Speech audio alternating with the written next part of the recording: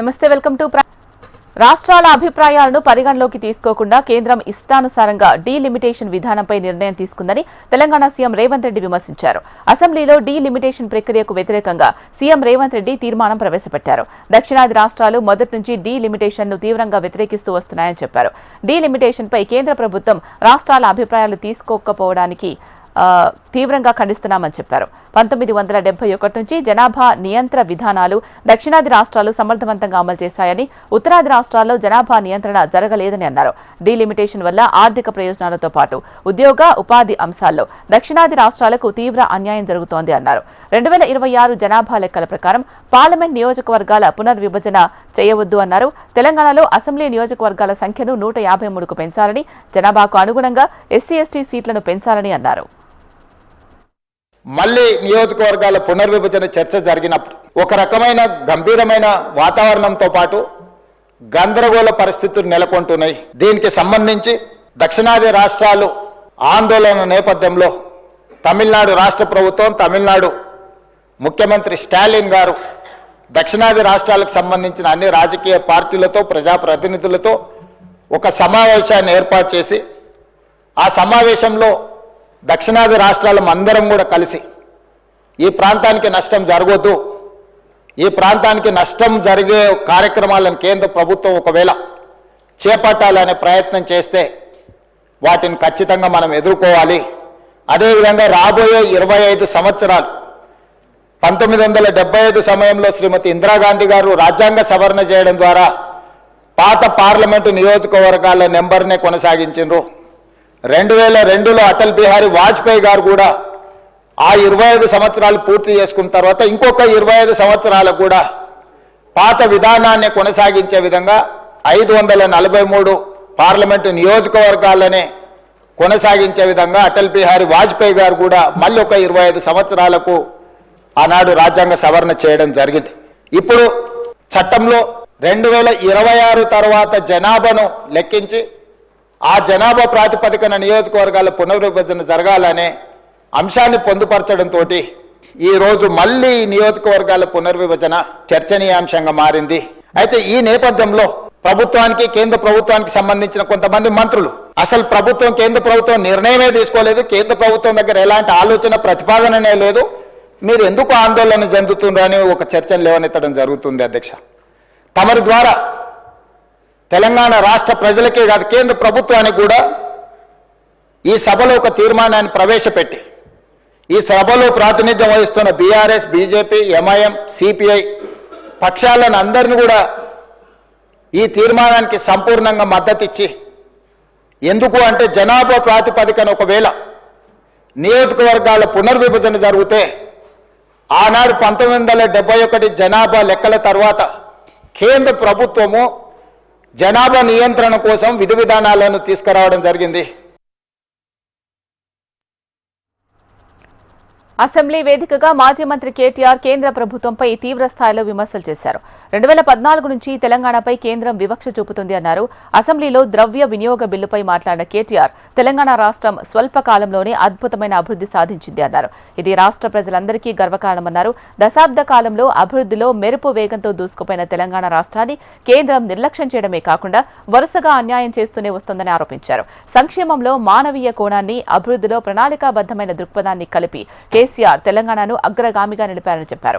పరిపాలనలో కొత్త ఒరబడి, ప్రణాళిక రూపకల్పనలో వినూత్న విధానాలను అనుసరించడం వల్లే తెలంగాణ ముఖచిత్రం పూర్తిగా మారిందని, ప్రజల జీవన ప్రమాణాలు మెరుగయ్యాయని వివరించారు. 2014 నుంచి 2022 వరకు రాష్ట్రాల ఆదాయాలను పరిశీలిస్తే తెలంగాణ స్వయం సమృద్ధి కలిగిన రాష్ట్రంగా ఎదిగిందని కేటీఆర్ తెలిపారు. ప్రభుత్వంలో ఎవరు ఉన్నా తెలంగాణ అభివృద్ధి చెందాలి, ప్రజలు బాగుండాలి అన్నదే బీఆర్ఎస్ లక్ష్యమని స్పష్టం చేశారు. కానీ కేంద్ర ప్రభుత్వం మాత్రం తెలంగాణకు ఎలాంటి మద్దతు ఇవ్వకుండా నిర్లక్ష్యంగా వ్యవహరిస్తోందని విమర్శించారు. అధ్యక్ష, మా లక్ష్యం ఒకటే అధ్యక్ష, మా పార్టీ లక్ష్యం తెలంగాణ కోసం కొట్లాడిన వాళ్ళం, తెలంగాణ కోసం 14 ఏళ్ల పాటు పోరాటాలు చేసిన వాళ్ళం, తెలంగాణ కోసం అందరినీ ఐక్యం చేసి ముందుకు పోయిన వాళ్ళం. అధ్యక్ష, తెలంగాణకు మేలు జరగాలి, తెలంగాణ ప్రజలు బాగుండాలి. అధికారంలో కాంగ్రెస్ ఉండొచ్చు, మేము ఉండొచ్చు, భవిష్యత్తులో ఇంకెవరైనా రావచ్చు, కానీ తెలంగాణ బాగుండాలన్నదే మా సంకల్పం తప్ప వేరేది కాదు అధ్యక్ష. అధ్యక్ష, పదవులు శాశ్వతం కాదు అధ్యక్ష. మాకు పెద్దలు కేసీఆర్ గారు ఎప్పుడు చెప్తూ ఉంటారు, గెలిచినప్పుడు పొంగిపోవద్దు, ఓడిపోయినప్పుడు కుంగిపోవద్దని. అట్లే అధికారం ఎవరికీ శాశ్వతం కాదు. ఎందుకంటే 2004 నుంచి 14 దాకా వారు అక్కడున్నారు, మేము ఇక్కడున్నాం. 14 నుంచి 23 దాకా మేము అక్కడున్నాం, వారు ఇక్కడున్నారు. ఇవన్నీ మారుతూ ఉంటాయి అధ్యక్ష. కానీ ఒకటి మాత్రం వాస్తవం అధ్యక్ష, జనరల్గా రాష్ట్రాలు ఎప్పుడైనా కూడా బడ్జెట్లు ఎప్పుడు పెడతాయి అధ్యక్ష? కేంద్రం పెట్టిన బడ్జెట్ చూసుకున్న తర్వాత, కేంద్రం బడ్జెట్ ప్రవేశపెట్టిన తర్వాత ఆ బడ్జెట్లో ఏం పెట్టినారు, ఏం కేటాయింపులు చేసినారు, ఏ రకమైన విధానపరమైన నిర్ణయాలు తీసుకున్నారు, ఏ రకమైన ప్రణాళికలు రూపొందించారు, దాని అనుగుణంగా మనకు వచ్చే వాటా ఎంత, మనకు రాష్ట్రానికి వచ్చేది ఎంత అని చెప్పి వారి ప్రాధాన్యత క్రమం అర్థం చేసుకున్న తర్వాత జనరల్గా రాష్ట్రాలు బడ్జెట్ ప్రవేశపెడతాయి అధ్యక్ష.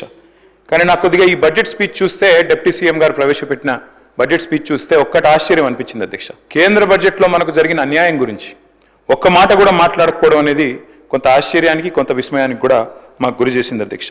చెప్పింటే బాగుండేది. తెలంగాణకు జరిగిన అన్యాయం, కేంద్ర ప్రభుత్వం ఏ రకంగా 11 ఏళ్లుగా మనను దగా చేస్తుంది, ఈ విషయం కూడా గట్టిగా చెప్పినంటే తెలంగాణ ప్రజలకు కూడా తెలిసి వచ్చేది, బాగుండేది అనేది నా అభిప్రాయం అధ్యక్ష. అధ్యక్ష, ఒకనాడు స్వర్గీయ ఎన్టీ రామారావు గారు ముఖ్యమంత్రిగా ఉన్న సమయంలో ఆయన ఒక మాట అన్నారు, కేంద్రం మిథ్య అన్నారు అధ్యక్ష. అంటే వారి భావన ఒకటే అధ్యక్ష, డాక్టర్ బాబాసాహెబ్ అంబేద్కర్ గారు రాసిన రాజ్యాంగంలో స్పష్టంగా ఉంది, India is a union of states. Union of states అంటే అధ్యక్ష, రాష్ట్రాలు లేకపోతే, సమాఖ్య లేకపోతే కేంద్రం లేదు. ఆ ఉద్దేశంతోనే వారు చెప్పింది కూడా కేంద్రం మిథ్య. రాష్ట్రాల నుంచి వచ్చే ఆదాయాలు, రాష్ట్రాల నుంచి వచ్చే పన్నులు, ఇవన్నిటి సమాహారమే కేంద్ర బడ్జెట్ అధ్యక్ష. కానీ ఇవాళ నిజంగా కూడా ఎన్టీ రామారావు గారు చెప్పింది నిజమే అనిపిస్తుంది అధ్యక్ష. ఎందుకంటే కేంద్రం నిజంగా కూడా మనకు తెలంగాణ కాడికి వచ్చే వరకు మాత్రం మిథ్య అని అనిపిస్తూ ఉన్నది. వాళ్ళు అసలు పట్టించుకుంటలేరు.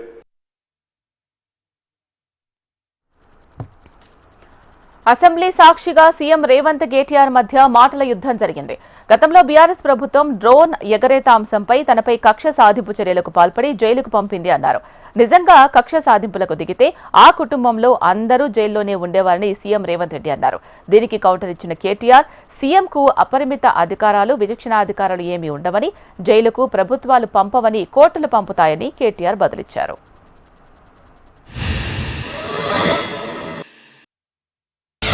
ఎవరో జర్నలిస్టు డ్రోన్ ఎగరేసి వాళ్ళ విలాసవంతమైన బంగ్లాల వివరాలు తీసుకొచ్చి నాకు అందిస్తే వాటిని పత్రికలకు విడుదల చేసిన పాపానికి నన్ను అక్రమ కేసులు పెట్టి అదే చెర్లపల్లి జైల్లో డిటెన్షన్ సెల్లో పెట్టారు అధ్యక్ష.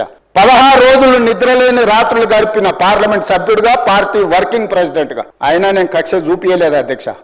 మేము కక్షా చర్యలకి పాల్పడితే ముఖ్యమంత్రికి ఉన్న విశేషమైన అధికారాలతో మీరు ఒక్కరైనా బయట ఉండేటోళ్ళ.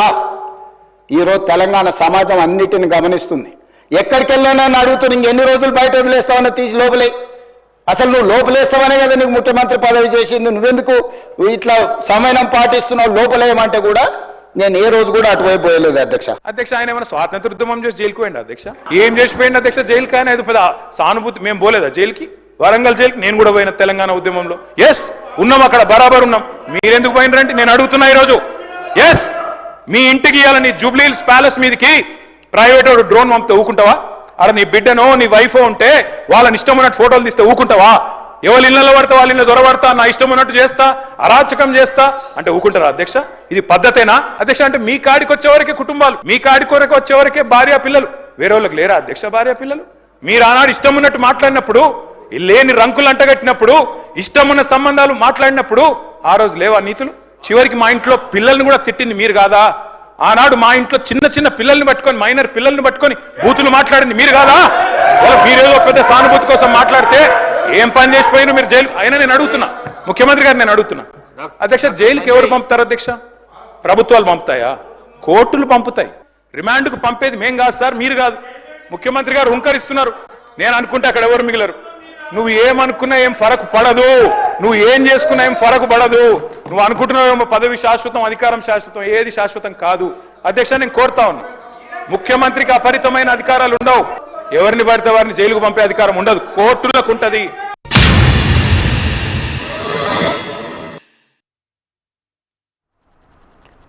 రాష్ట్రంలో రైతులు పండించిన ప్రతి గింజ ధాన్యానికి బోనస్ ఇస్తున్నామని రాష్ట్ర పౌర సరఫరాల నీటిపారుదల శాఖ మంత్రి ఉత్తమ్ కుమార్ రెడ్డి చెప్పారు. ఈ నెల 30వ తేదీన హుజూర్ నగర్ నియోజకవర్గంలో రాష్ట్ర ముఖ్యమంత్రి రేవంత్ రెడ్డి చేతుల మీదుగా పేదలకు సన్న బియ్యం పంపిణీ చేయనున్నట్లు మంత్రి ఉత్తమ్ తెలిపారు. సీఎం పర్యటన ఏర్పాట్లను మంత్రి ఉత్తమ్ కుమార్ రెడ్డి పార్టీ నేతలతో కలిసి పరిశీలించారు. ఆ తర్వాత కోదాడ, హుజూర్ నగర్ నియోజకవర్గాల పార్టీ ముఖ్య కార్యకర్తల సమావేశంలో మంత్రి పాల్గొన్నారు. రామస్వామి గట్టు దగ్గర నిర్మిస్తున్న 2000 నూతన గృహ సముదాయాలను సీఎం పరిశీలిస్తారని చెప్పారు. సీఎం పాల్గొనున్న సభా ప్రాంగణానికి రాజీవ్ ప్రాంగణంగా నామకరణం చేశామన్నారు. నియోజకవర్గంలోని ప్రతి ఒక్కరూ కుటుంబ సమేతంగా సభకు హాజరు కావాలని కోరారు. భారతదేశంలో ఎక్కడా లేని విధంగా గతంలో ఉన్న 2,81,00,000 మందికి ఇప్పుడు అదనంగా రాషన్కి అదనపు కుటుంబ సభ్యులు, అదనపు రేషన్ కార్డు వాళ్ళకు కూడా మరి ఏప్రిల్ నెల నుంచి మొదలు పెడుతున్నాము. మరి ముఖ్యమంత్రి గారు నేను చర్చించిన తర్వాత ఉగాది రోజు వేరే చోటుకు పెట్టాలి, హుజూర్ నగర్ లో పెడదాం అనుకున్నాం. అక్కడైనా నేనే ప్రోగ్రామ్ కండక్ట్ చేయాలి, ఇక్కడ నేను ప్రోగ్రామ్ కండక్ట్ చేయాలి. సో మీతో ఒక 4 సార్లు ఇంటరాక్షన్ అయ్యే అవకాశం ఉంటుందని చెప్పి కూడా ఇక్కడ పెట్టడం జరిగింది.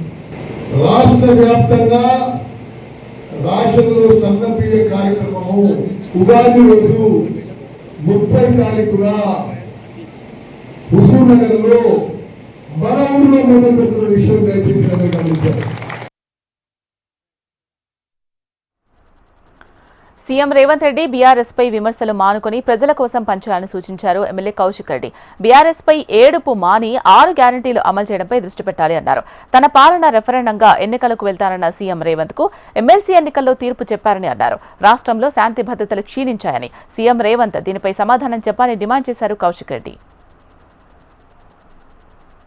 ఖచ్చితంగా ఈగనని బుద్ధి మార్చుకొని ఈగనన్న బీఆర్ఎస్ పార్టీ మీద ఏడ్చుడు బంద్ చేసి, ఈగనన్న కేసీఆర్ గారి మీద, కేటీఆర్ గారి మీద, హరీష్ రావు గారి మీద ఏడ్చుడు బంద్ చేసి ప్రజలకి పని చేయి. నువ్వు ఇస్తా అన్న 6 గ్యారెంటీలు ఈ మహిళలకి 2,500 ఎక్కడ పోయినాయి? ఆడబిడ్డలకి తులం బంగారం ఎటు పోయింది? ఇలా తాతలకి అవ్వలకి 4,000 రూపాయల పెన్షన్ ఇస్తామన్నావు, ఎటు పోయింది? తాతకి ఇస్తానో, అవ్వకి ఇస్తానో, మరి ఇద్దరికి ఇస్తానో, ఎక్కడ పోయింది? వికలాంగుల పెన్షన్ 6,000 రూపాయలు చేస్తానో, ఎక్కడికి పోయింది? కేసీఆర్ కిట్టులు ఎక్కడికి పోయినాయి? మగ బిడ్డ పుడితే 12,000, ఆడబిడ్డ పుడితే 13,000 ఎక్కడికి పోయినాయి? న్యూట్రిషన్ కిట్టులు ఎక్కడికి పోయినాయి?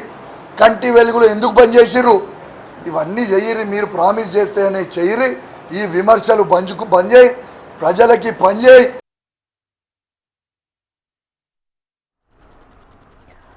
సీఎం రేవంత్ రెడ్డికి కేంద్ర మంత్రి కిషన్ రెడ్డి లేఖ రాశారు. శేర్లింగంపల్లిలోని 400 ఎకరాల భూమిని విక్రయించవద్దని సీఎం రేవంత్ రెడ్డిని కిషన్ రెడ్డి కోరారు. ఈ 400 ఎకరాల భూమి జీవ వైవిధ్యానికి నెలవని అన్నారు. అనేక వృక్ష జాతులు, జంతు జాతులు, సరస్సులు ఇక్కడ ఉన్నాయన్నారు. ఈ భూమిని కాంక్రీట్ తో నింపేస్తే భూగర్భ జలాలు తగ్గిపోతాయని కిషన్ రెడ్డి సీఎం రేవంత్ కు సూచించారు.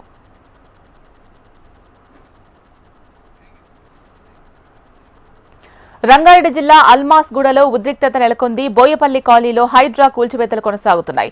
ఈ నేపథ్యంలోనే కూల్చివేతలను కార్పొరేటర్ భర్త శేఖర్ అడ్డుకున్నారు. హైడ్రా అధికారులపై దాడికి ప్రయత్నించారు. కూల్చివేతలను అడ్డుకున్న వారిని పోలీసులు అదుపులోకి తీసుకున్నారు. ప్లాట్ తీసుకునేటప్పుడు అన్ని రకాల ఫెసిలిటీస్ ఉన్నాయి. కరెంటు, వాటరు, రోడ్లు అన్ని క్లియర్ ఉన్నాయి. పార్క్ ప్లేస్తో సహా అన్ని మాకు క్లియర్గా చూపించినండి. అయినా మేము రోడ్డు కోసం వెయిట్ చేసినాం, చాలా సంవత్సరాల నుంచి వెయిట్ చేసినాం. రోడ్డు ఇవ్వకుండా మొత్తమే రోడ్డు క్లోజ్ చేయడం, రోడ్డుకి గోడ కట్టడం జరిగిందండి. అక్కడ మాకు చాలా బాధ అనిపించింది. మేము అటు సైడ్ పోతే వర్షానికి మొత్తం రోడ్ అంతా ఖరాబ్ అయింది. మాకు నడవడానికి అవకాశం లేకుండా అయింది. మా బండ్లు పోవడానికి లేదు, పిల్లలు స్కూల్కి వెళ్ళడానికి లేకుండా చాలా సమస్యలు ఎదుర్కొన్నామండి. ఆ రోడ్డు ఫంక్షన్ అది జరిగేటప్పుడు కూడా, పనులు జరిగేటప్పుడు కూడా మేము ఇక్కడి నుంచే నడిచినాము. దాని తర్వాతకి మొత్తమే రోడ్డు క్లోజ్ చేసి గోడ కట్టడం జరిగిందండి. జాప్యం జరిగింది. దాని ఎవరి దగ్గర పోయిన సమస్య సాల్వ్ అవ్వకపోయేసరికి మేము హైడ్రాని ఆశ్రయించడం జరిగింది. హైడ్రా ద్వారా రోడ్డు ఈరోజు క్లియర్ అయిందండి. చాలా సంతోషము. హైడ్రా రంగనాథ్ సార్ గారికి, మరి రేవంత్ రెడ్డి గారికి చాలా కృతజ్ఞతలండి.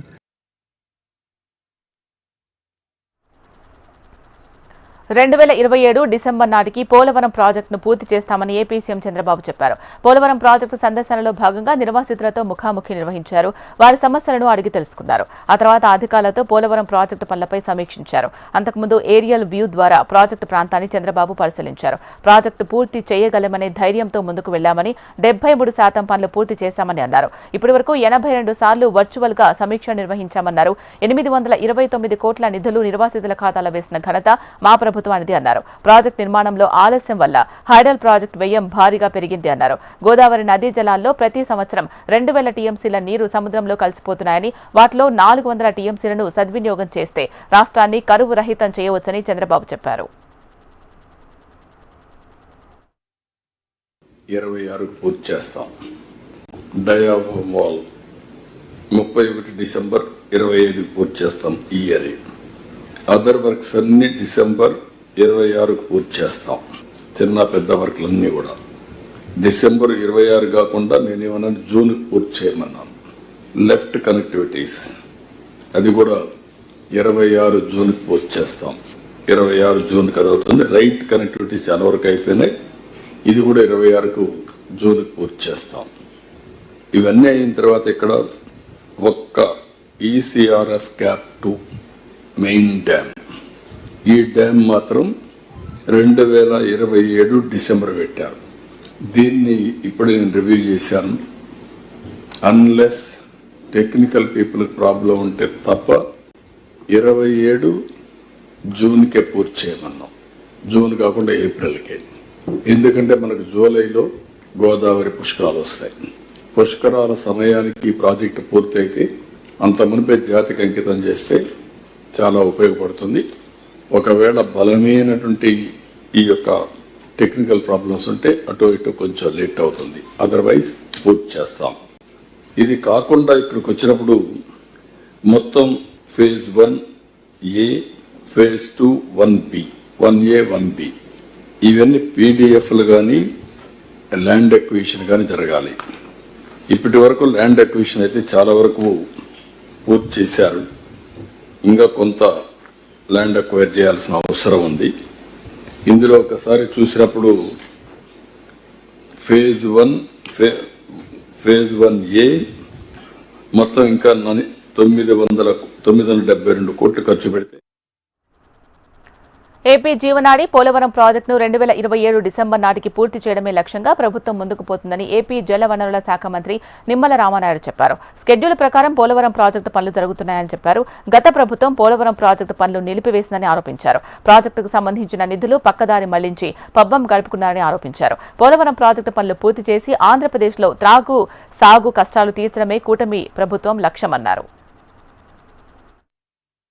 పోలవరం ఒక జీవనాడి, ఒక వరం, భవిష్యత్తులో కరువు రహిత రాష్ట్రంగా మార్చేటువంటి పోలవరాన్ని ఆ రోజు 72% చంద్రబాబు నాయుడు గారు 14-19 మరి తర్వాత వచ్చినటువంటి జగన్మోహన్ రెడ్డి మరి ఆ పోలవరాన్ని ఏ రకంగా విధ్వంసం చేశాడో మనందరం కూడా చూసినటువంటి పరిస్థితి.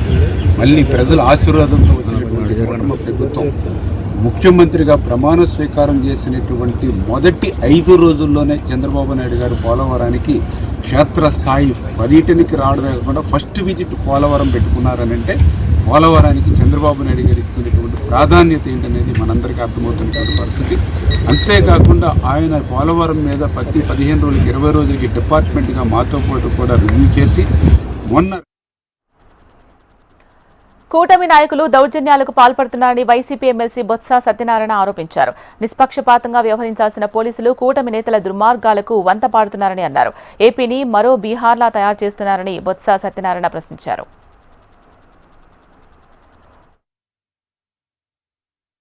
టీవీలు చూస్తుంటే కొన్ని విషయాలు కూడా జరుగుతున్న ఎన్నికల మీద కొన్ని విషయాలు, కొన్ని పరిస్థితులు, ఆ 2 విషయాల్ని మీ ద్వారా రాష్ట్ర ప్రధానితో పాల్పంచుకుందామని ఇప్పుడు మేము ముందుకు వచ్చాం.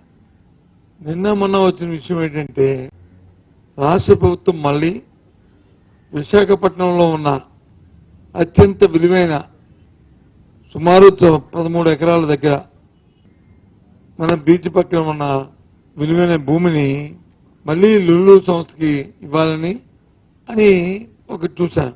అది కూడా ఆ సంస్థకి ఇచ్చింది 33 సంవత్సరాలు లీజుకి ఇవ్వాలని, 33 సంవత్సరాలు కాదు, 99 సంవత్సరాలు లీజుకి ఇవ్వాలని.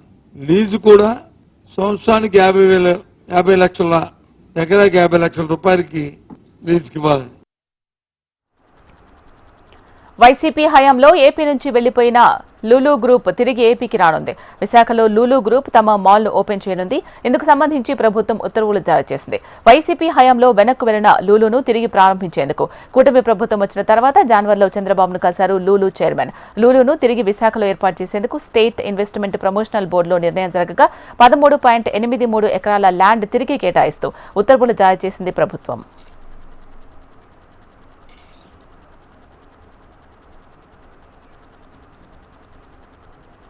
విడుదల రజనీ పిటిషన్పై ఏపీ హైకోర్టులో విచారణ జరిగింది. స్టోన్ క్రష్ యాజమాన్యానికి బెదిరింపుల కేసులో ఏసీబీ అధికారులు నమోదు చేసిన కేసులో ముందస్తు బెయిల్ కోరుతూ రజనీ పిటిషన్ వేశారు. రజనీ ముందస్తు బెయిల్ పిటిషన్పై వాదనలు విన్న ధర్మాసనం తదుపరి విచారణను ఏప్రిల్ 2కు వాయిదా వేసింది.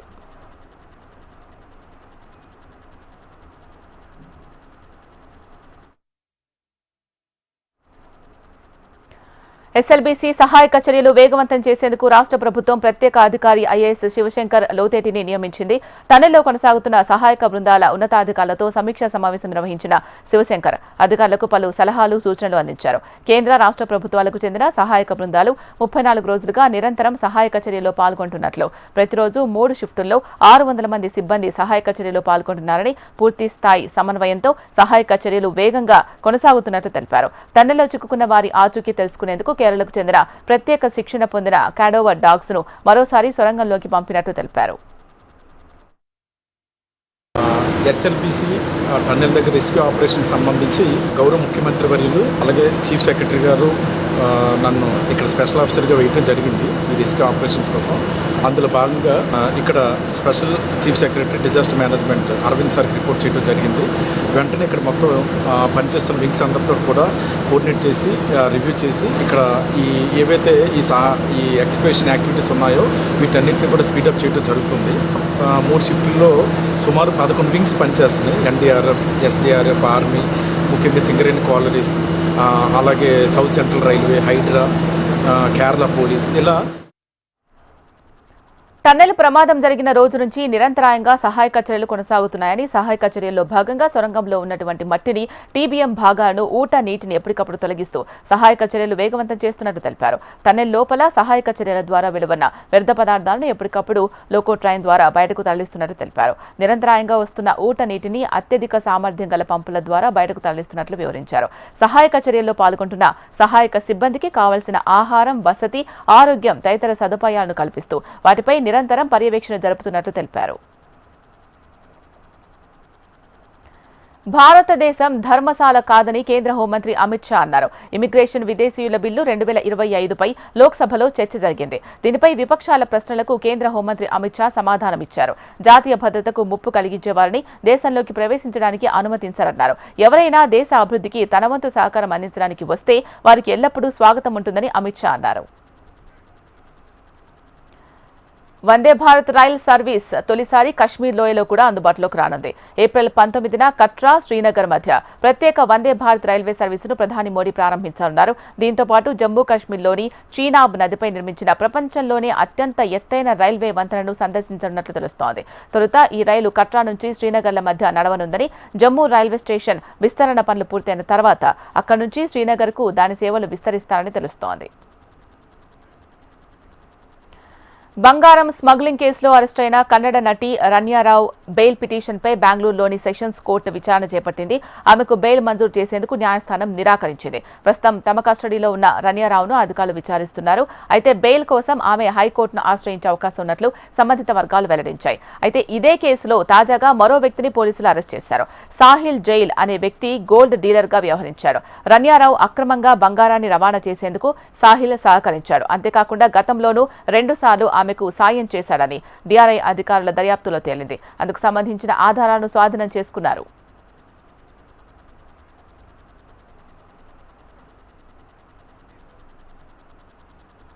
ఆసియాలోనే తొలిసారిగా వర్టికల్ లిఫ్ట్ వంతెనను తమిళనాడులో రైల్వే శాఖ నిర్మించింది. ఇది త్వరలోనే అందుబాటులోకి రానుంది. ఏప్రిల్ 6న రామనవమి సందర్భంగా ప్రధాని నరేంద్ర మోడీ తమిళనాడులో పర్యటించనున్నారు. ఈ సందర్భంగా వంతెనను జాతికి అంకితం చేయనున్నారు. రైల్వే వంతెనను ప్రారంభించి రామేశ్వరం రామనాథస్వామి ఆలయంలో ప్రత్యేక పూజలు చేయనున్నారు. 2.5 కిలోమీటర్ల పొడవైన ఈ పంబన్ వంతెన భారత ప్రధాన భూభాగంతో రామేశ్వరం ద్వీపాన్ని కలుపుతుంది. బ్రిటిష్ కాలంలో నిర్మించిన వంతెనపై రైలు ప్రయాణించేందుకు 25 నుంచి 30 నిమిషాల సమయం పట్టగా సరికొత్తగా నిర్మించిన వంతెనపై కేవలం 5 నిమిషాల్లోనే దూసుకెళ్లనుంది. రష్యా అధ్యక్షుడు వ్లాదిమిర్ పుతిన్ త్వరలో భారత్లో పర్యటించనున్నారు. గతేడాది మాస్కో పర్యటన సందర్భంగా భారత ప్రధాని మోడీ ఆహ్వానం మేరకు పుతిన్ భారత పర్యటనకు రానున్నారు. ఈ మేరకు రష్యా రాయబార కార్యాలయం ఈ విషయాన్ని అధికారికంగా ప్రకటించింది. గతేడాది మోడీ మాస్కోలో పర్యటించారు. ఇప్పుడు తమ వంతు అని రష్యా విదేశాంగ మంత్రి సెర్గీ లావ్రోవ్ వెల్లడించారు. అయితే పుతిన్ పర్యటనకు సంబంధించి ఖచ్చితమైన తేదీలు మాత్రం ఆయన వెల్లడించలేదు. రష్యా యుక్రెయిన్ మధ్య యుద్ధం మొదలయ్యాక పుతిన్ భారత్లో పర్యటించనుండటంతో ఇది తొలిసారి కావడం విశేషం. ఈ పర్యటన ఇరు దేశాలకు ప్రత్యేకంగా కానుంది. గతేడాది మోడీ రష్యా వెళ్లినప్పుడు ఒక ఒప్పందం జరిగింది. దాని ప్రకారం అగ్రనేతలు సంవత్సరంలో ఒకసారి ఒకరి దేశంలో మరొకరు సంప్రదించాల్సి ఉంటుంది. ఈ క్రమంలో గత ఏడాది భారత ప్రధానమంత్రి నరేంద్ర మోడీ మాస్కోలో పర్యటించగా ప్రధాని తన పర్యటనలో పుతిన్ను భారత్కు ఆహ్వానించారు. ఈ మేరకు ఇప్పుడు పుతిన్ భారత పర్యటనకు రానున్నారు.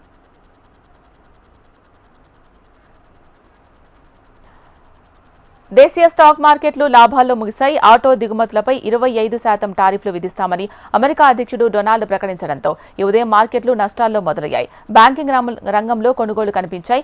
ఆటో, ఫార్మా, టెలికాం షేర్లు సహా మిగతా అన్ని రంగాల సూచీలు లాభాల్లోనే ట్రేడ్ అయ్యాయి. సెన్సెక్స్ ఉదయం 77,087 పాయింట్ల వద్ద నష్టాల్లోనే మొదలైంది. ఇంట్రాడేలో 77,082 పాయింట్ల కనిష్టానికి చేరుకున్న సెన్సెక్స్ గరిష్టంగా 77,747 పాయింట్లకు పెరిగింది.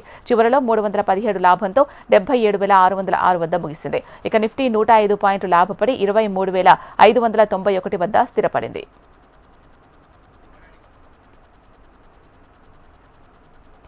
ఇవి బులెటిన్ విశేషాలు. చూస్తూనే ఉండండి HM టీవీ. నమస్తే.